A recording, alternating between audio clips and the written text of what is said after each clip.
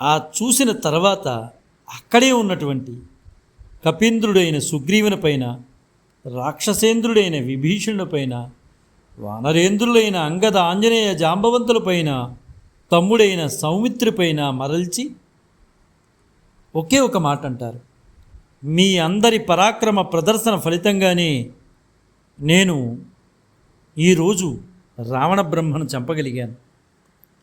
ఇక్కడ ఉన్నటువంటి మీరందరి యొక్క కీర్తి సూర్యచంద్రులు ప్రకాశించేంత వరకు ఈ భూమిలో నిలిచి ఉంటుంది. ఇది ఖచ్చితం. రావణ బ్రహ్మ భార్య అయినటువంటి మండోదరి, అలాగే రావణ బ్రహ్మ ఇతర భార్యలు విగతజీవిగా పడి ఉన్నటువంటి రావణ బ్రహ్మ దగ్గరికి పరుగు పరుగున వస్తారు. శోకిస్తూ ఆ విగతజీవిగా ఉన్నటువంటి రావణ బ్రహ్మ దగ్గర కూర్చుని బాధపడుతూ ఉంటారు.